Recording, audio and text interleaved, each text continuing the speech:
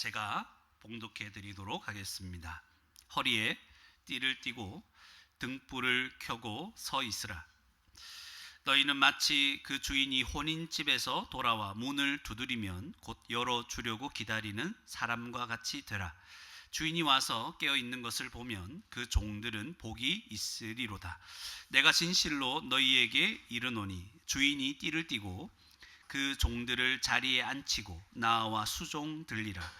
주인이 혹 2경에나 혹 3경에 이르러서도 종들이 그같이 하고 있는 것을 보면 그 종들은 복이 있으리로다. 너희도 아는 바니 집주인이 만일 도둑이 어느 때에 이를 줄 알았더라면 그 집을 뚫지 못하게 하였으리라. 그러므로 너희도 준비하고 있으라. 생각하지 않은 때에 인자가 오리라 하시니라.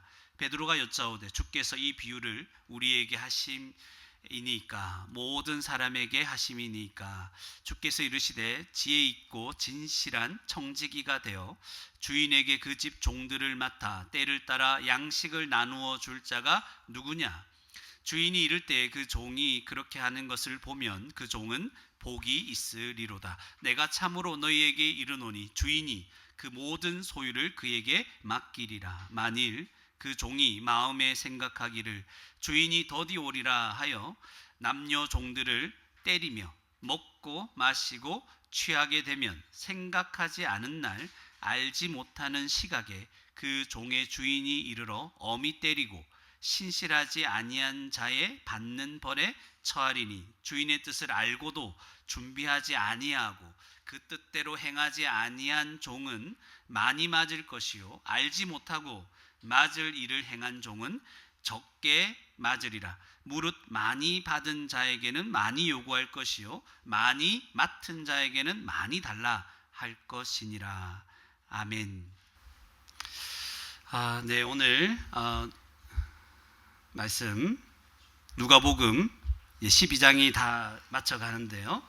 참 중요한 말씀이 오늘 등장하고 있습니다.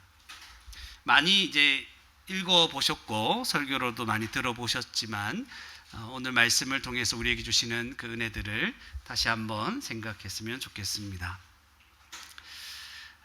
이전에 지난주까지 우리 살펴봤던 말씀들은 잘 아시죠? 우리가 어리석은 부자와 같은 자가 되지 않아야 된다는 것이죠. 재물을 우리를 위해 쌓아두면 안 되죠. 안 됩니다. 하나님께서 우리 하늘 아버지죠. 우리는 염려하지 말고 그의 나라와 그의 의를 구하며 살아가면 됩니다. 그의 나라와 그의 의를 구한다는 것은 뭡니까? 구제하며 하늘의 보물을 쌓는 그런 삶이었습니다. 그리고 오늘 말씀은 계속해서 예수님께서 비유로 말씀하시는데 오늘 4가지로 한번 살펴보도록 하겠습니다. 첫 번째 말씀은 이제 35절에서 40절 말씀인데요. 교회는 주님이 다시 오심을 준비하고 있어야 합니다. 교회는 간단하게 말하면 교회는 재림을 기다리고 준비하고 있어야 됩니다. 그래서 오늘 35절에 봅시다. 35절에 보면 갑자기 이제 보면 허리에 띠를 띠고 등불을 켜고 서 있으라 이렇게 예수님께서 명령하시죠. 허리에 띠를 띠라. 나는 띠가 싫은데요. 그런 게 아니고 이 띠를 띈다는 게 뭐냐면 여러분 영화나 저 TV 같은 데 보면 그 유대인들 또는 아랍 사람들 봤습니까? 어떤 옷 입었는지 쭉 늘어지는 옷 입었잖아요. 그런 옷 입고 있으면 뭔가 활동하기가 좋나요? 어렵나요? 불편하겠죠. 막 걸거치는 게 많잖아요. 그러니까 뭔가 활동하려면 일을 하려면 뭐가 필요해요? 허리를 딱 매야 되는 거죠. 이해가십니까? 이런 분위기입니다. 그러니까 뭔가 일을 할 준비를 하는 것, 띠를 띠고 뭔가 준비가 되어 있다는 거예요. 등불을 켜라고 해요. 등불을 갑자기 왜 켭니까? 다음 절 상황을 보면 알 수가 있습니다. 36절에 너희는 마치 그 주인이 혼인집에서 돌아오. 주인이 어디 갔어요? 혼인집에 갔어요. 잔치날, 결혼식 갔죠. 그래서 갔는데 돌아오죠. 돌아오는데 문을 두드려요. 그러면 어떻게? 곧 열어주려고. 이 말은 즉시 열어주려고 기다리는 사람과 같이 되라. 그러니까 너희는 종이라는 거예요. 그러니까 주인이 혼인집에 갔다가 언제 돌아올지 몰라. 근데 돌아오면은 문을 딱 두드리면 바로 열어줄 수 있는 그런 준비된 자세를 가지라, 이런 말이에요. 당시의 혼인잔치는 오늘날과 완전 다르죠. 오늘날에는 1시간 전체 예식 순서가 1시간에서 1시간 반이죠. 그래서 그 설교가 아니고 그 뭐죠? 보통 주례 말도 5분 정도 하더라고요, 요즘. 다른 행사가 많아가지고. 우리 축가가 더 길어. 네. 하여튼 제 문제는 아니에요. 저는 끝났기 때문에. 그런데 이 당시의 혼인잔치는 뭐 하루뿐만 아니라 며칠 동안도 계속 이어지는 거예요. 계속 이제 먹고 마시고 이야기하고 축하해 주는 거예요. 그러니까 주인이 이제 여기 참석했다면 이제 언제 올지 모르는 거예요. 한두 시간 만에 오는 게 아니에요. 마치고 거기서 기분 좋으면 계속 있을 거고, 기분 안 좋으면 빨리 돌아오겠죠. 언제 올지 모르는 상황이죠. 근데 주인이 이제 포도주도 마시고 막 이렇게 해가지고 기분 좋게 돌아왔는데 다 자고 있어. 문 두드리는데 아무도 문 안 열어줘. 얼마나 화가 날까요? 속된 말로 빡, 그죠? 그런 거죠. 이 정도 하면 알겠죠, 여러분이? 이런 말 많이 사용하니까. 여러분 깨어나라고 하는 말이에요. 제가 이런 말 사용하겠습니까? 주인이 와서 종들이 깨어 있는 것을 보면 37절에 그 종들에게 뭐가 있을 것이다? 복이 있다는 거예요. 주인이 최소한 나쁜 놈은 아닌 거예요. 주인을 생각하면서 자기를 기다리며 자기 할 일을 다 하고 있는 이 종들에게 보답을 할 줄을 아시는 거야. 주인은 보답을 하시는 거야. 그런데 보면 보답이 좀 너무 과한 것 같지 않아요? 37절 중반에 보면 이르노니 주인이 띠를 띠고. 주인이 왜 띠를 떼요? 뭔가 하겠다는 거예요. 이제 알겠죠? 띠를 띈다는 거. 네. 띠를 띠고 그 종들을 자리에 앉히고 나와 수종들이라. 자기가 마치 종처럼 되는 거예요. 그래서 그 열심히 기다려준 종들을 섬겨주는 거예요. 굉장한 거죠. 너무 과하지 않나 이런 생각이 들 정도로. 그러니까 주인이 굉장히 기뻐하시는 그런 모습인 거예요. 종들이 몸둘 바를 모를 정도로 과분한 섬김을 그 기다린 종들에게 베풀어 주시는 거예요. 여러분, 주님이 오시기를 항상 준비하며 깨어있는 성도들은 나중에 어떻게 될까요? 우리가 몸둘 바를 모를 정도로 주님이 보답해 주십니다. 놀랄 거예요. 몸둘 바를 모르. 이러면 안 되는데 주님, 이렇게 안 돼요. 이렇게 하실 거예요. 와닿지 않죠? 저도 와닿지 않아요. 그때 가봐야 놀랄 거예요. 주님이 아주 기뻐하신다는 거예요. 너무 좋아하신다는 거예요. 단순히 문 열어줘서 고맙다 이게 아니죠. 나를 기다렸다는 거예요. 나를 기다리고 문을 열어주려고 기다렸다는 거예요. 나를 생각하고 있었다는 거죠. 그러니까 여러분, 여러 가지 우리에게 어려움과 고통이 있을 수 있잖아요. 그런데 있다고 해서 우리가 불평하거나 원망하거나 함부로 살면 안 됩니다. 주님은 저와 여러분이 오늘날 이 악한 세상을 살면서도 깨어있기를, 주님을 바라보고 기다리며 준비하기를 원하시는 거죠. 그냥 잠자고 있으면 안 돼요. 에이, 뭐 알아서 오겠지 뭐. 문 두드리면 들리겠지 뭐. 그때 열어주면 되지. 그게 아니고 그렇게 함부로 살면 안 되고 주님이 오실 것을 기다리며 살아야 된다는 거죠. 그 뒤에 보시면 주인이 38절에 혹 2경이나 3경, 이게 무슨 말이냐면 당시에 로마 사람들은 밤을 네 개로 나눕니다. 그리고 유대인들은 3개로 나눴다고 합니다. 그러니까 이 기준이 아마 유대인들을 기준으로 하는 게 아닐까요? 3개 정도로, 밤을 3개로 나누면, 그죠? 2경이나 3경은 어떻게 될까요? 밤 2경쯤은 한 12시쯤 다 돼갈 거예요. 그죠? 밤중이죠. 한밤중. 당시에 11시, 10시, 11시, 12시는 진짜 빛이 없으니까 한밤중이죠. 그리고 3경은 해가 뜨기 직전이잖아요. 와, 진짜 깊은 밤이죠. 잠이 오죠, 이때는. 그래, 이르러서도 종들이 깨어 있는 것을 보면 그 종들은 복이 있으리다. 이제 요 2경, 3경의 말을 좀 이해하시죠. 그래서 계속 깨어서 진짜 힘든 시간인데 이 시간들을 끝까지 참고 기다린 종들에게는 복이 있습니다. 여러분, 주님이 다시 오실 것을 기다리고 깨어 준비하는 삶을 사시기 바랍니다. 그러면 큰 복이 있을 겁니다. 안 믿습니까? 네. 나중에 봤죠. 지금은 너무 피곤해서 좀 잘납니다. 제발 그렇게 하지 않기를 바랍니다. 힘들고 고통스러워도 주님을 맞이할 준비를 하는 삶은 복된 겁니다. 하루하루 그렇게 살기 위해서 온 힘을 다하시기 바랍니다. 그런 삶이 가장 지혜롭고 복된 삶입니다. 근데 예수님이 또 하나 비유를 말씀하시죠. 39절이죠. 집주인이 도둑 비유를 하는 거예요. 도둑 비유. 집주인이 만일 도둑이 어느 때에 이룰 줄 알았더라면, 여기도 언제 올지 모르는 도둑이 중심이죠. 도둑이 언제 올지 모르는데 집주인이 알면은 대비를 하는 거겠죠. 그래서 도둑이 언제 올지 모르니까 뭐 하고 있어야 됩니까? 항상 도둑이 들 걸 대비하고 있어라는 말이죠. 준비를 철저하게 하고 있어야 되겠죠. 오늘날 뭐 CCTV 많고 이런 거 좀 다르죠. 당시에는 밤중에 도둑이 와서 무슨 짓을 하는지 그죠? 훔쳐가면 모릅니다. 범인을 잡을 수가 없어요. 맞습니까? 그렇게. 결론적으로 40절에 말하면 너희도 뭐 하라고요? 준비하고 있으라. 생각하지 않은 때, 진짜 생각하지도 않은 때 옵니다, 여러분. 그럴 때 주님이 오신다는 거예요. 너무 분명하죠. 항상 준비하라는 거. 주님이 오실 날을. 오늘 말씀 그 앞부분의 말씀은 진짜 어려운 게 하나도 없어요. 뭐 하라고요? 준비하라. 주님 오시니까. 너희가 생각하지도 못할 때 온다. 그러니까 언제 오냐면 여러분 약간 졸고 있을 때 그때 오는 거예요. 여러분이 약간 딴 생각하고 있을 때 그때 오는 거예요. 여러분, 나 지금은 대충 믿고 놀고 그냥 예수님 뭐 대충 믿고 뭐 아무리 안 믿으면 지옥 간다 하더라도 별 신경 안 쓰고 대충 살래? 이렇게 말하는 순간에 예수님이 오신다는 거예요. 목사님 말 지겨워. 그때 오시는 거예요. 그때 잘 들을 거예요. 이해갑니까? 그러니까 내가 정말 생각지도 않은 때 오십니다.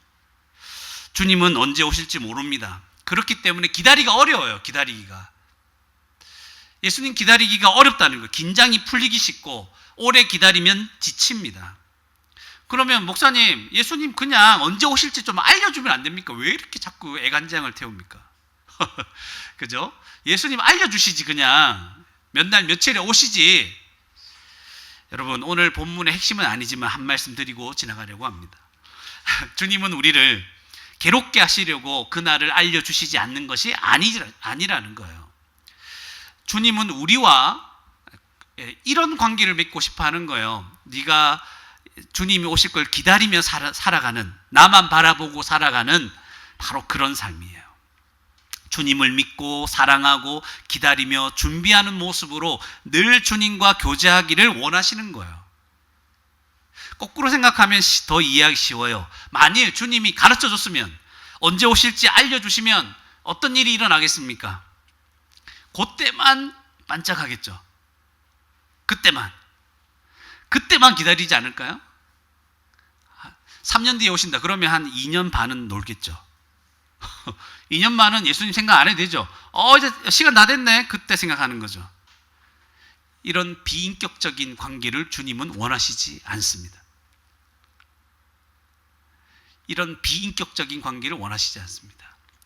부모님이 우리 자녀들에게, 가장 큰 자녀들한테 야, 나 잠시 나갔다 올 테니까 내 없을 때 동생들하고 잘 지내! 이렇게 맡겨놓고 왔어요. 그러니까 갈 때는 엄마한테 네! 이렇게 했는데 실제로는 막 이제 함부로 막 완전 청소도 안 하고 엉망진창이, 이제 한마디로 말하면, 그죠? 아수라장이 되었어요. 근데 이제 부모님이 전화했어요, 중간에. 야, 잘하고 있니? 네. 그리고 이제 엄마가 다 올 때 됐어요. 그때 이제 마지막에 한 5분 정도 막 청소하고 이제 뭔가 잘못된 일이면 바로 잡으려고 하고, 그런 게 부모님과 굉장히 비인격적 관계가 아닙니까? 좋은 예는 아니지만 이제 그런 거예요. 우리를 긴장하게 만들고 우리에게 겁을 주면서 강압적인 사랑과 굴복을 우리 주님은 원하시지 않습니다. 이 약한 세상에서, 고통스러운 세상에 살면서 주님은 뭐라고 하시냐면, 야, 아무개야, 너 나 좀 생각해라. 나를 좀 기다리라. 나를 생각하고 나를 바라보고 나를 좀 기다리고 나와 교제하자. 내가 너를 사랑하고 너를 지키고 인도하는 자가 아니냐. 내가 다시 오면 너를 고통스럽게 하던 모든 것이 다 없어지지 않겠느냐. 나를 생각하면, 네가 나를 생각하면 너가 고난을 이길 수 있을 것이고 이것을 견딜 수 있을 것이다. 지금 이 순간에도 너는 나로 말미암아 복된 자라는 사실을 잊지 마라. 내가 너를 위해 한 일을 항상 기억해라. 너를 구원하기 위해 십자가에서 이룬 일을 기억해라. 생각해라. 그러면 너는 참을 수 있고 견딜 수 있고 이겨낼 수 있고 믿음으로 살 수 있을 거다. 내가 너에게 주려고 하는 하나님 나라의 모든 복을 나를 믿고 나와 교제함으로 풍성하게 누렸으면 좋겠다. 이런 의도라는 거예요. 우리 주님의 의도를 오해하지 마세요. 야, 너 기다려. 내가 너 모를 때 올 거야. 그때 제대로 안 됐으면 죽어. 이렇게 협박하는 분이 아니라는 거예요. 아시겠죠? 항상 기다리라는 말이 협박이 아니다. 우리에 대한 사랑이고 우리와 함께 하기를 원하시는 거죠. 그래서 우리는 항상 깨어 준비하며 살아야 됩니다. 여러분 깨어 있습니까? 눈을 뜨고 있습니까? 지금 눈 감고 있는 사람 있죠? 자, 눈 뜨는 시간이에요. 눈을 뜨고 있습니까? 이렇게 하는 거죠. 시선이, 여러분의 시선이 어디를 향하고 있습니까? 그죠? 주님을 향해야 되죠. 주님 다시 오시면 우리를 칭찬하실까요? 여러분, 오늘 예배 끝마치자마자 주님 오시면 야, 잘했다. 우리 칭찬하실까요? 내가 지금 계획하고 있는 일이 주님 다시 오심을 기다리는 것과 관계가 있습니까? 여러분, 뭐 계획하고 있는 일 있어요? 뭐 이것저것? 뭐 있어요? 계획하고 있는 일이 주님 오시는 것과 약간 연관이 있나요? 여러분의 일상은 주님을 맞이하기 위한 일들로 가득 채워지고 있습니까? 이런 질문을 해봐야 됩니다. 생각하지도 못한 때에 오시는 주님을 맞이하고 준비하는 것이란 무엇입니까? 이런 고민이 이제 생기게 됩니다. 그것이 그 다음 비유에서 나타나게 되는 거죠. 두 번째로. 첫 번째는 우리 기다려야 된다, 준비하고 기다려야 된다고 말씀드렸습니다. 그런데 어떻게 기다려야 되는가? 무엇을 해야 되는가? 그것이 이제 41절부터 나오는 거예요. 베드로가 질문합니다. 베드로가 여짜오되 묻습니다. 이 비유를 우리에게 하심이니까 아니면 모든 사람에게 하심이니까, 그러니까 제자들인 우리에게 주님이 이렇게 말씀하십니까? 아니면 모든 사람들에게 다 얘기하시는 겁니까? 예수님 뭐라 하셨게요? 노 코멘트. 대답을 안 하셨어요. 이 질문에 대해서는 대답은 안 하시고 그냥 지혜 있고 진실한 청지기가 되라고 42절에 말씀하시기 시작하는 거예요. 여러분, 오늘 이 본문을 잘 좀 아실 필요가 있어요. 그래서 지혜 있고 진실한 청지기가 되어 주인에게 그 집 종들을 맡다. 그러니까 주인이 맡긴 거예요. 그 집 종들을 맡아 이제 때를 따라 그 종들에게 뭘 나눠줘야 돼요? 양식을 나누어 주라는 거예요. 그죠? 주인이 맡기신 거예요. 이 양식은 누구 양식이에요? 주인 거죠. 주인이 양식도 주고 종들도 맡겼어요. 그러면 그 양식을 가지고 잘 때를 따라 나누어 줘라고, 그러면서 그들을 돌봐주라고 얘기합니다. 즉 청지기는 주인이 주신 것으로 맡은 일을 잘 감당하면 되는 거죠. 이것이 지혜 있고 진실한 청지기라는 것입니다. 이렇게 살아가면 된다. 이렇게 준비하면 된다는 거예요. 깨어있어. 주인이 다시 이를 때 43절 44절에 보면 그 종이 그렇게 하는 것을 보면 그 종이 뭐가 있다? 또 복이 있다 얘기죠. 그러니까 그렇게 맡은 일을 잘 감당하고 있으면 복이 있다. 그렇게 말씀하시는 거예요. 여기서 우리는 주님이 다시 오실 것을 기다리며 준비하는 삶이란 어떤 삶입니까? 맡겨주신 일에 충성을 다하는 삶이라는 것을 알 수 있죠. 제가 그 얘기를 안 한 것 같아요. 두 번째 주제를 얘기 안 했죠. 교회는 주님께 충성을 다해야 합니다. 이렇게 중간에 얘기하기는 처음이에요. 교회는 주님께 충성을 다해야 합니다. 이죠. 그런 종에게 어떤 복이 임하느냐 하니까 주인이 그 모든 소유를 누구에게? 그에게 44절에 그에게 다 맡겨주신다는 거예요. 이렇게 충성되게 주님이 맡기신 일을 잘 감당하면 나중에 오시면 다 맡긴다는 거예요. 목사님, 그러면 할 일이 더 많아지는 거 아니에요? 힘들겠는데요? 이렇게 생각하는 사람은 어리석은 거죠. 주인의 모든 소유를 맡긴다는 것은 그를 인정한다는 거예요. 그리고 그가 맡은 그 모든 일로 인해서 그 지위가 영광스럽다는 거예요. 다 맡겨준다는 건 영광스러운 일이죠. 여러분, 이런 생각을 했어요. 우리 지금 전부 다 무슨 자기가 일꾼으로 섬기겠다 그런 얘기를 하죠. 정치 선거할 때 전부 다 한 자리 한번 맡아보겠다고 얘기하죠. 그 힘든 일인데 왜 맡아요? 영광이 있는 거예요. 명예도 있고 영광도 있고 돈도 있고. 그러니까 뭔가 다 주님이 다 맡겨주신다는 건 굉장히 영광스러운 일이라는 것을 기억하시면 됩니다. 주님이 여러분에게 만약 성령의 감동하심으로 자꾸만 해야만 하는 일을 자꾸 많이 맡기시는 것 같아요. 그러면 영광스럽게 생각하시면 됩니다. 감사함으로 감당하시는 게 복입니다. 왜 나만 일해야 됩니까? 왜 나만 참아야 됩니까? 왜 나만 섬겨야 됩니까? 이런 생각하지 마시기 바랍니다. 나로 하여금 주님을 위해 참고 섬기고 일할 수 있는 기회 주셔서 감사합니다. 이런 마음을 가지고 주의 일을 감당하는 것이 복입니다. 네. 여러분, 저와 여러분은 청지기입니다. 청지기. 우리가 가지고 누리는 모든 것은 사실 우리 것이 아니죠. 하나님이 우리에게 주신 거죠. 다 생각해봐요. 하늘도 주셨고 땅도 주셨고, 그러니까 우리 지금 땅이 없다 하더라도 여러분 그 땅 아니에요, 그죠? 소유 부동산 이게 아니고 하나님이 하늘도 주셨고 우리가 발붙이고 살아갈 땅도 주셨고 공기도 주셨어요. 물도 주셨고 우리 육체, 우리 몸도 하나님이 주셨어요. 그리고 우리의 정신, 생각하고 있죠? 정신, 마음, 심령, 이것도 하나님이 주셨습니다. 모든 것이 하나님이 창조해서 우리에게 주신 거예요. 믿습니까? 그리고 건강과 시간과 재물과 재능, 그 재능이 어떻든지 간에 그 재능까지도 하나님이 주셨습니다. 하나님은 우리에게 이런 복을 주시면서 누려라 말씀하십니다. 다 누려라. 이런 복을 가장 잘 누리는 방법은 무엇일까요? 하나님의 뜻대로 이 복을 사용하는 거예요. 지금 세상은 하나님 주신 이걸 하나님 뜻대로 사용하지 않아서 다 망가지고 있어요. 왜냐하면 자기 마음대로 자기 이익을 위해 살다 보니까 하늘과 땅이 오염됐어요. 공기와 물이 더러워지고 있고 우리의 육체와 정신이 병들어 갑니다. 여러분 전에 마약 중독, 알코올 중독 온갖 것들 많이 배웠죠. 몸도 망가지고 정신도 망가지고 지금 세상은 다 망가지고 있는 거예요. 죄로 말미암아. 건강한 몸으로 죄를 짓습니다. 주어진 시간을 허비합니다.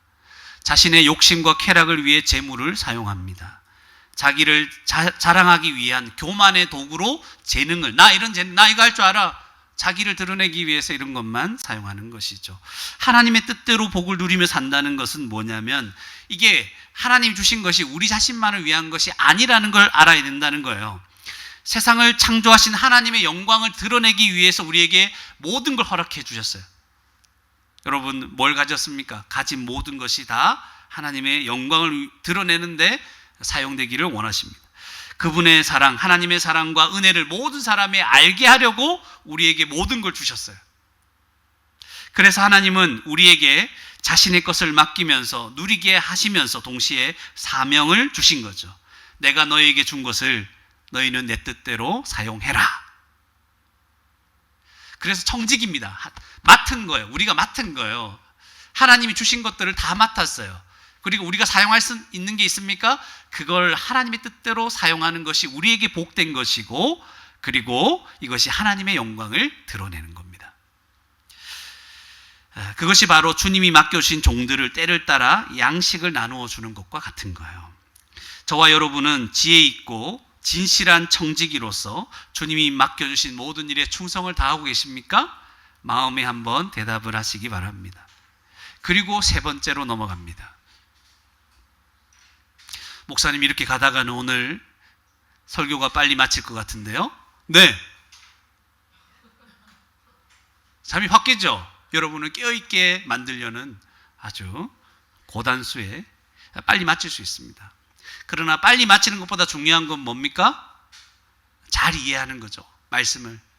첫 번째 뭐였습니까? 항상 주님 오실 것을 기다리고 준비하고 있어요. 두 번째는 교회는 충성을 다해야 됩니다. 우리에게 맡겨주죠. 우린 청직이니까. 세 번째는 교회는 심판이 있음을 알아야 합니다. 집중하셔야 됩니다. 이 부분에서는 44절까지 우리가 살펴봤을 땐 청지기로서 우리는 충성되게 살아가야 되겠죠.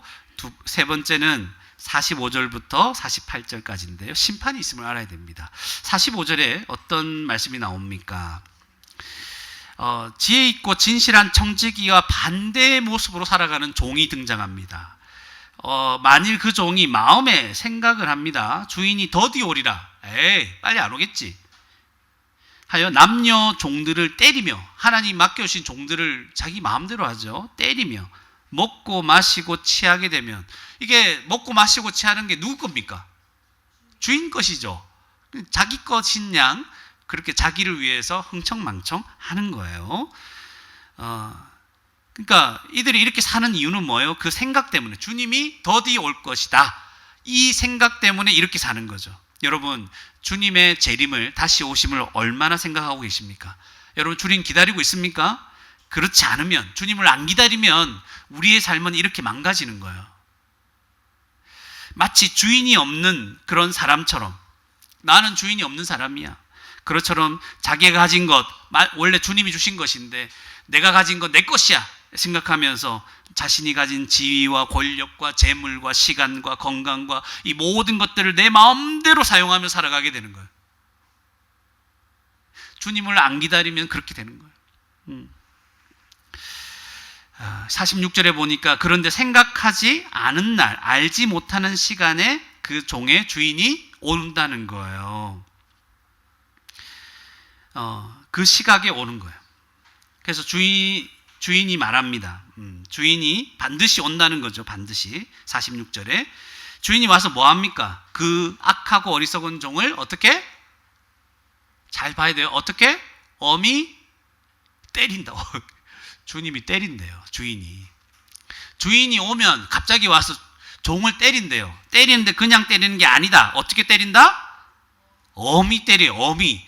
이게 무슨 말일까? 여러분, 성경책에 나와 있어요. 보세요. 성경의 밑에 보면 그 1번 표시 있죠. 어미 때리다에 밑에 보면 뭐라고 되어 있습니까? 쪼개어내고. 와, 이게 무서운 말이에요, 여러분. 그냥 야 맞아라 막 몇 대 때리고 마는 게 아니고 확 쪼개버려요. 무섭죠? 쪼개버린다는 뜻이야. 주인이 얼마나 화가 났는지, 그 종이 받을 형벌이 얼마나 큰 형벌인지를 확 깨닫게 해주는 이 단어예요. 쪼개버리는, 그냥. 여러분, 쪼개면 어떻게 됩니까? 사람을 쪼개면 어떻게 됩니까? 죽죠? 죽여버리는 거예요. 와, 이게 그냥 때리는 게 아니라 짝대기로 몇 대 때리는 게 아니고, 주님이 오시면 지 마음대로 살아간, 주님 기다리지도 않고 준비도 하지 않은 이런 종은 쪼개버리는 거예요. 충격적이죠. 그래서 여러분 생각하셔야 돼요. 이 종처럼 함부로 내 마음대로 살다가는 죽겠구나, 이런 생각을 기본적으로 할 필요가 있죠. 또한 신실하지 않은 자의 받는 벌에 처한다, 이렇게 46절 뒷부분에 얘기하죠. 신실하지 아니한 자가 바로 이런 자죠. 그런 자들이 몰려 있겠죠. 그런 벌에 처하게 되는 겁니다. 이거 좀 이따 또 말씀드릴 겁니다. 그런데 지혜 있고 진실한 청지기와는 완전 반대의 모습이죠. 게다가 47절에 보니까 주인의 뜻을 알고도, 알았어요. 주인이 어떻게 살아라는 걸 알았어. 근데 그것도 준비하지 않아요. 준비하지 아니하고 뜻대로 행하지 않는 자는 어떻게 될 것이다? 많이 맞을 거예요. 야, 오늘 맞을 일이 많은 거예요. 왜냐하면 고의성이 있죠. 고의적으로 알고도 끝까지 거부하고 지 마음대로 횡포를 부리며 사는 거예요. 많이 맞아요. 아까 기본적으로 어미 때리는 게 어느 정도예요? 쪼개임을 당하는 거죠. 근데 그보다 더 맞으면 어떻게 돼요? 상상이 안 가죠? 이게 여러분 그냥 읽으면 그냥 그렇지, 맞겠구나 이렇게 하고 넘어가는데, 사실 내용을 자세히 들여다보면 끔찍하고 잔인하고 살아남을 수 없는 그런 말이에요. 근데 이런 사람도 있죠. 목사님, 전 몰랐는데요. 주님, 전 몰랐어요. 어떻게 살아야 되는지. 그래서 근데 뭐라고 돼 있어요? 알지 못하고 맞을 일을 행한 종은. 그러니까 알지 못했어요. 어떻게 살아야 될지. 그런데 맞을 일을 했어. 모르고 했어. 근데 적게 맞을 것입니다. 하나님 공의로우신 분이죠. 차등은 있어요. 근데 맞는 게, 기본 맞는 게 뭐라고요? 쪼개물 당하는 거예요. 어미 때리는 거예요. 어미 때리는 거죠. 그러니까 채소 죽는 거예요. 네. 자, 많이 받은 자, 많이 맡은 자에게 많은 것을 요구한다. 이렇게 성경이 마지막에 이제 말씀하고 있습니다. 많이 맡은 자에게 많은 것을 달라 한다. 여러분, 재능이 많은 사람 있습니까? 재물이 많은 사람 봅니까? 건강한 사람, 모든 환경이 안정되어서, 야, 저 사람 참 안정되게 편안하게 잘 산다. 여러분, 부러워하지 마시기 바랍니다. 많이 요구하실 겁니다. 다시 얘기해 드릴까요? 하나님, 나는 저 사람보다 왜 잘 못 삽니까? 나는 왜 부자가 못 됩니까? 나는 왜 능력이 없습니까? 나는 왜 이것도 저것도 제대로 갖춰지지 않았습니까? 그런 사람 부러워하지 말라는 거예요. 왜냐하면 많이 요구하십니다. 재능이 많습니까? 그 재능을 정말 많이 맡았기 때문에 많이 주님을 위해서 잘 사용해야 됩니다. 아니면 많이 맞으니까. 나는 받은 게 없어요. 저도 감사합니다. 너무 뛰어나지 않아서 감사합니다. 제가 할 수 있는 건 이 상황에서 최선을 다해서 주님 생각하면서 진실한 마음으로 열심히 살면 되는 거거든요. 감사합니다. 많은 걸 안 맡겨주셔서. 정말 그래요. 여러분, 반대로 여러분 혹시 많이 받은 사람입니까? 그러면 많이 요구하신 하나님을 기억하셔야 됩니다. 야, 내가 너한테 그렇게 많이 줬는데 너 뭐 했냐? 내가 준 시간과 내가 준 건강과 재물과 능력과 재능들 너 어디다 사용하다 왔냐? 이렇게 얘기하시는 거죠. 그래서 여러분 생각하실 때 그냥 세상에서 믿지 않는 사람들 보세요. 세상에서 소위 잘 나가는 사람들 불쌍하게 생각하시기 바랍니다. 아이돌이 돼가지고 스타가 된 사람들, 뭐 회사의 기업 회장들, 그죠? 그리고 석학들, 막 뛰어난 사람 많죠. 정치계에 또 뛰어난 거물들, 그 사람들에게 주님이 많이 요구하시기 때문에 불쌍하게 생각하십시오. 그 사람들이 자기를 위해 살아가는 모습 보면 진짜 비참하게 나중에 될 겁니다. 그래서 주님 주신 것으로 제대로 안 살면 어떻게 된다? 많이 맞겠구나. 따라해보세요. 많이 맞겠구나. 그래, 주님 주신 것으로 제대로 안 살면 많이 맞는다는 거예요. 자, 이까지 얘기하면 복음적인 설교가 아니에요. 여기까지 얘기하고 오늘 여러분 돌아가시면 복음적인 설교를 들은 게 아니에요. 해결해야 될 문제가 한 가지 있는 거예요. 그러니까 목사님 나중에 이 앞부분만 가지고 여러분 생각하시다가 목사님 약간 이상한데요? 이렇게 얘기하시는 분 있을 수 있습니다. 오늘 본문에서 해결할 문제 한 가지가 있는데 바로 주인이 종에게 내리는 형벌에 관한 거예요. 이런 생각을 할 수 있습니다. 질문을 할 수 있습니다. 목사님, 나는 예수님 믿고 구원을 받았습니다. 하나님 자녀가 되었는데 제가 주님을 잘 기다리지 않았던 적이 많습니다. 그리고 내가 만약에 그렇게 깨어서 기다리지 않고 내가 실수하고 잘못 살면 마지막 날에 하나님이 나를 엄히 때리나요? 내가 죽을 정도로, 쪼개질 정도로 주님이 나를 때리시나요? 이런 질문을 할 수 있죠. 제가 대답 드리겠습니다. 그렇지 않습니다. 안 맞습니다, 여러분. 그러면 엄히 맞는 이 사람들, 쪼개지는 사람들은 누굽니까? 여러분 생각을 좀 크게 하셔야 돼요. 하나님은 창조주이십니다. 누가 모릅니까? 좀 들어보세요. 물론 여러분이 얘기한 건 아니죠. 그렇기 때문에 세상 모든 사람들은 하나님의 종입니다. 하나님이 창조주잖아요. 세상에 믿지 않는 사람들까지 다 포함해서 그들은 하나님의 종들입니다. 큰 의미에서. 주인이 더디 오리라고 생각하고 자기 마음대로 악하게 살아가는 자들은 복음을 믿지 않는 자들입니다. 하나님을 주인으로 생각하지 않는 자들입니다. 그들도 하나님이 만드신 자들이기 때문에 그들은 하나님의 뜻대로 살아가야 될 피조물 아닙니까? 맞죠? 그들에게 하나님의 형상으로 태어나게 하시고 이 땅을 살아가게 하신 거예요. 그들에게 맡기신 모든 것이 있습니다. 그러나 그들은 창조주의 뜻대로 살아가는 것을 끊임없이 거부하고 있습니다. 자신이 가지고 누리는 것을 자신의 것이라 여기고 자기 욕심대로 마음대로 사용하며 죄를 짓고 있습니다. 이들이 받을 형벌이 뭐겠습니까? 영원한 지옥 형벌입니다. 엄이 맞는 거죠. 영원히 맞는 거예요. 쪼개지는 거예요. 그들은 신실하지 않은 자들입니다. 이 사실을 여러분 기억하셔야 됩니다. 주님의 뜻을 알고도 준비하지 않는 자들은 뭡니까? 곧 복음을 듣고 이해까지 했어요. 하나님이 계실 수 있겠구나. 그런데도 자기 마음대로 살아가는 자들은 많이 맞을 겁니다. 정말로.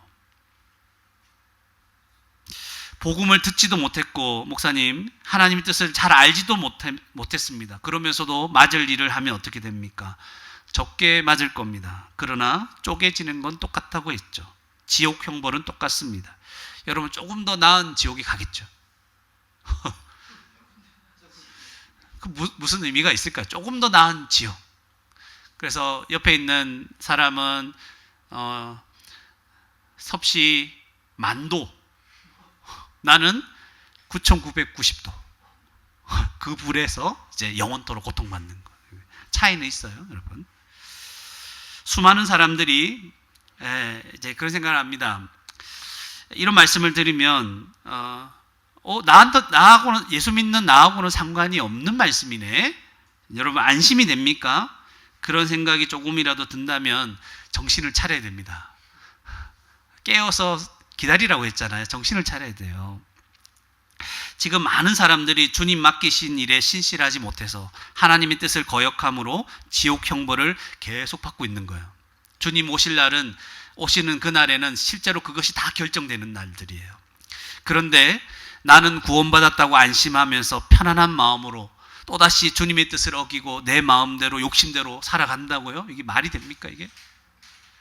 끔찍한 형벌을 그렇게 주님의 말씀을 어기면서 받는 자들이 그렇게 많은데, 예를 들면 이런 거예요. 적절한 예는 아닐 수 있습니다. 숙제를 안 해와가지고 학생들이 숙제를 안 해왔어. 그래서 이제 담임 선생님한테, 요즘은 잘 안 맞죠? 저 때는 많이 맞았어요. 숙제 안 해와가지고 선생님께 계속 애들이 불려나가 계속 맞고 있어요. 쇠파이프는 아니에요. 우리 때도 쇠파이프로는 안 맞았어요. 그냥 PVC 막대 파이프로 맞았어요. 긴 거 이 정도 되는 걸로. 그래서 저도 한 번 수학 숙제를 안 해갔는데 10대 맞았어요. 15대인가? 우와, 소리도 엄청 커요. 그래서 그랬어요. 맞을 때 계속 맞고 있어요. 줄 서서 맞거든요. 한 10몇 명이 계속 맞았어요. 얼마나 여러분 고통스러운지 압니까? 맞고 있는 거. 이제 내 차례가 다가오고 있구나. 그런 맞는 상황에서 아이들이 불려나와서 계속 맞고 있어요. 그런데 나는 안 맞는다고 해서 나는 이제 숙제 안 해도 되겠지, 이런 생각을 하겠습니까? 더 열심히 숙제해야 되겠다는 생각이 더 들죠. 앞으로 안 맞아야 되니까. 이게 정상적인 생각 아닙니까? 최소한. 저와 여러분은 엄히 맞는 최후의 심판에서 구원받은 자들입니다. 할렐루야. 여러분, 이제 여러분은 쪼개질 염려가 없습니다. 그러나 너무 무섭고 두려운 지옥 형벌에서 우리가 구원받았기 때문에 감사한 거예요. 너무 감사한 거예요. 그래서 더욱 주님이 맡겨주신 것을 주님의 뜻대로 감당하며 살아가려고 하는 거예요. 그러니까 주님 오실 것을 기다리는 거예요. 이제 그날은 왜 기다립니까? 안 맞으니까. 최소한 안 맞아요. 복을 받을 거예요. 우리는 그 심판에서 벗어났어요. 기다리고 너무 큰 심판에서 벗어났기 때문에 너무 감사해서 주님이 맡겨주신 거 더 열심히 하려고 하는 자들이 믿는 자들 아닙니까? 맞습니까? 나는 구원받았다고 이제 지옥 형벌을 받지 않기 때문에 마음대로 살아도 상관없겠구나, 이런 생각을 아주 그냥 대놓고 하는 그런 사람들은 아직 주님을 믿지 않았을 가능성이 많은 자들이에요. 주님을 모르는 자들이에요. 주님을 믿고 구원받은 성도는 부족하지만 내가 주님의 뜻대로 살려고 하는 거예요. 그런 복된 저와 여러분이 되기를 바랍니다. 마지막으로 4번째, 예수 그리스도께서 우리를 대신하여 엄히 맞으셨습니다.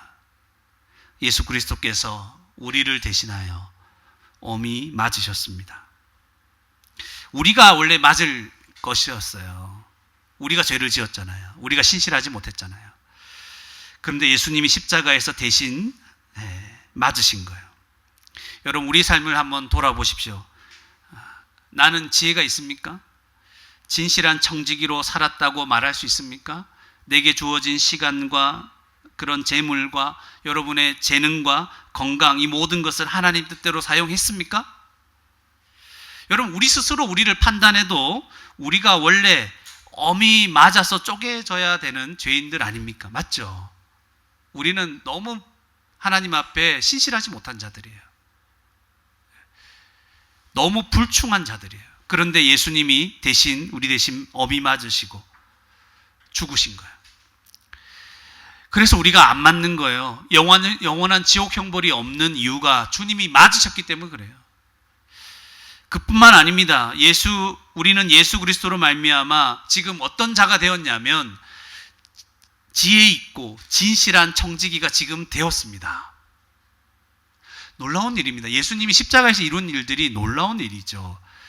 여러분, 주님이 다시 오실 것을 우리는 알죠? 믿죠? 없나요? 여러분, 아무도 그렇지 알고 있죠? 여러분, 믿고 있죠? 네, 지혜로운 자입니다. 지혜롭고 진실한 그런 청지기가 된 것이죠. 참으로 지혜 있습니다. 주님이 오실 것을 알고 기다리고 있으니까. 목사님, 그런데 제가 많이 잊어버렸어요. 까먹었어요. 살다 보니 이런저런 일 때문에. 그런 시간들이, 주님이 다시 오실 것을 잊어버리고 산 시간들이 많다는 것도 압니다. 그러나 우리는 그런 시간들을 끊임없이 뭐합니까? 후회하죠. 회개하며 사는 자들이 성도입니다. 결국 기다린다는 거예요. 우리 안에 계신 성령께서 우리를 회개로 인도하십니다. 내가 왜 기다리지 않았는가? 왜 자꾸 이 땅의 것들만 바라봤는가? 하늘 보좌에 계신 주님을 바라보고 그가 다시 오실 것을 내가 기다리며 살아가야 되는데 왜 이 헛된 것들을 붙들고 살았는가? 회개하며 주님 앞에 나아가게 성령께서 우리 가운데 역사하십니다. 성도는 그리스도로 말미암아 신실하고 충성된 자가 되었습니다. 여러분, 바울이 교회들에게 편지할 때 그런 문구들을 보지 않았습니까? 주 안에서 신실한 자들에게 편지하노니. 에베소서 1장 1절에도 나왔습니다. 에베소에 있는 성도들과 그리스도 예수 안에 있는 신실한 자들에게 편지하노니. 기본적으로 성도들을, 교회를 어떻게 봅니까? 신실한 자로, 그리스도 안에서. 그의 능력으로 신실한 자가 된 게 아니라 그리스도 때문에. 또한 하나님은 그리스도로 말미암아 여러분을 충성스러운 자로 여겨주셨습니다. 바울이 어떻게 고백했냐면 디모데전서 1장 12절에 나를 능하게 하신 그리스도 예수 우리 주께 내가 감사함은 나를 충성되이 여겨 내게 직분을 맡기심이니. 이렇게 얘기를 합니다. 여러분, 우리 스스로를 판단하면 우리는 충성되지 않은 자들이죠. 신실하지도 않은, 믿을 만한 자들이 아닙니다. 그런데 여러분, 바울은 어떤 자였습니까? 복음을 전하고 교회를 세우는 중요한 직분을 맡을 자격이 있나요? 없습니다. 왜냐하면 교회를 핍박했던 자였죠. 스스로를 죄인 중에 괴수라고 말하지 않았습니까? 그러나 하나님으로 말미암아, 그리스도로 말미암아 바울은 충성된 자가 된 겁니다. 하나님께서 그를 충성되이 여겨서 중차대한 직분을 맡겨 주신 것입니다. 여러분, 저와 여러분의 삶을 이때까지 살아온 삶을 돌아만 보면 우리는 정말 충성되지 않았죠. 신실하지도 않았죠. 하나님 앞에 늘 죄송하죠. 늘 부끄럽고 아무 자격이 없습니다. 앞에 서서 설교하는 저도 참 부끄럽고 자격이 없는 자입니다. 그러나 하나님께서 우리를 그리스도 안에서 신실한 자로, 충성된 자로 여겨 주신다는 거예요. 그리스도로 말미암아. 우리 때문이 아니고 예수님 때문에, 예수 그리스도가 하신 일 때문에 우리를 신실한 자다, 우리를 충성된 자라 생각하시고 우리에게 그 일들을 맡겨주시는 거죠. 저와 여러분은 우리의 의로, 우리의 행위로 신실한 자가 된 게 아닙니다. 하나님께 인정받은 자가 아닙니다. 오직 그리스도의 의로, 하나님께 인정받은 자입니다. 그분이 날마다 우리의 마음을 새롭게 하십니다. 우리가 신실한 자가 되었다는 것은요, 주님이 쉬지 않습니다. 우리 안에서 마음을 새롭게 하셔서 신실한 자로 살아가게 만드십니다. 주가 맡기신 모든 일에 충성된 자로 살아갈 수 있게 모든 힘과 능력을 주십니다. 그럼에도 우리는 신실하지 않을 때가 많습니다. 주님이 능력 주시고 은혜 주시고 붙들어 주시고 깨닫게 해주심에도 불구하고 우리는 넘어지죠. 실패합니다. 그러나 그것을 다시 회개하고 돌이키게 하십니다. 그래서 우리는 신실한 자라는 거예요. 그리스도 때문에. 그리고 우리의 모든 불충성과 신실하지 못한 죄들을 주님이 다 용서해 주십니다. 또한 교회를 통해서 이 모든 은혜들을 끊임없이 되새기고 누리게 하십니다. 그렇기 때문에 여러분, 저와 여러분이 바라고 소망하는 분은 누구밖에 없습니까? 그리스도 예수밖에 없습니다. 그가 우리 대신 엄히 맞고 우리를 살려주셨습니다. 그분이 다시 오시면 우리에게 약속하신 하나님 나라의 모든 복을 영원토록 누리게 하실 것입니다. 그렇기 때문에 잠시 여러분, 우리에게 맡겨주신 것들 있잖아요. 주님이 우리에게 맡겨주신 것들 있잖아요. 시간도 맡겨주시고 재정과 건강과 우리에게 재능들, 그게 많든 적든 우리 자녀들, 우리에게 주어진 모든 것들 맡겨주신 것이 있어요. 그것이 크거든 작든 그것을 하나님의 뜻대로 충성되게 사용하며 살아야 되지 않겠습니까? 네. 하나님이 다, 주님 오시면 다 누리게 하실 건데 잠시 이 땅에서 맡겨주신 것들 우리 어떻게 그거 가지고 사실래요? 그죠? 깨어서 준비하고, 그죠? 진실하고 지혜 있는 청지기가 되어서 충성되게 살아야 되지 않습니까? 너무 당연하죠. 그렇게 살 수 있게 만들어주시는 그리스도를 믿어야 되지 않겠습니까? 그분만 의지하며 살아야 되지 않겠습니까? 목사님 오늘도 실패했는데요. 괜찮습니다. 그리스도가 힘 주실 겁니다. 능력 주실 것입니다. 다시 일어서시기 바랍니다. 그리스도께서 우리를 신실하고 충성되게 살 수 있는 모든 능력을 주셨고 날마다 이것을 주신다는 사실을 여러분 생각하시면서 믿음으로 감당하셔야 됩니다. 맡기신 모든 일에 주님 능력 주실 거야. 능력 주셨어. 능력 주실 거야. 또 주실 거야. 내가 낙심할 때 또 이렇게 주실 거야. 이걸 믿음으로 우리는 충성되게 맡기신 모든 일을 감당해야 됩니다. 저와 여러분이 그렇게 살아가는 것이 얼마나 복되고 영광스러울까요? 지금은 왜 나만 이렇게 해야 된다는 불평이 나올 수 있습니다. 아니에요. 영광스러운 일이에요. 그 영광스러움이 마지막 날 주님 다시 오시는 날 만천하에 다 드러나게 될 것입니다. 굉장히 귀하고 복된 자리에 서게 하셨구나. 그때 주님의 칭찬이 있을 것입니다. 주님이 띠를 띠고 우리를 섬겨주시는 것과 같은 정말 몸둘 바를 모를 정도로 큰 은혜와 영광을 얻게 될 것입니다. 잘했다, 착하고 충성된 종아. 여러분, 여기에서 우리 한 걸음만 더 나갔으면 좋겠습니다. 뭐냐면 지혜 있고 진실한 청지기로 살아가는 것은 구체적으로 그게 뭡니까? 42절에 주인의 종들을 맡아서 때를 따라 양식을 나누어 주는 것이라고 했는데 이게 도대체 뭡니까? 교회를 생각하십시오. 주님은 우리에게 교회를 세우라고 각 사람에게 은사를 주셨습니다. 주님이 은사를 주셨어요. 그리고 교회를 세우라고 교회의 모든 것들을 맡겨주신 거예요. 주의 백성들, 하나님 백성들을 맡겨주신 거예요. 주님이 주신 모든 은사를 가지고 주님의 백성들을 돌보고 섬기는 것이 바로 충성된 청지기로 살아가는 겁니다.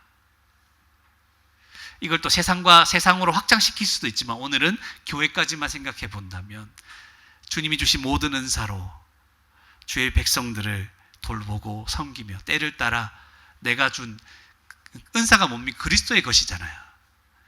그리스도께서 주신 모든 것으로 섬기며 살아가게 되는 겁니다. 주님이 한 몸 된 성도들 교회를 섬기라고 주신 것, 여러분에게 주신 게 뭡니까? 목사님 나 모르겠는데요. 제가 간단하게 설명해 주겠습니다. 한마디로 말하면 이런 거예요. 여러분 눈에 보이는 것, 여러분 마음에 내가 이렇게 해야 되겠다고 생각이 드는 것, 바로 그것이 주님이 여러분에게 주신 것입니다.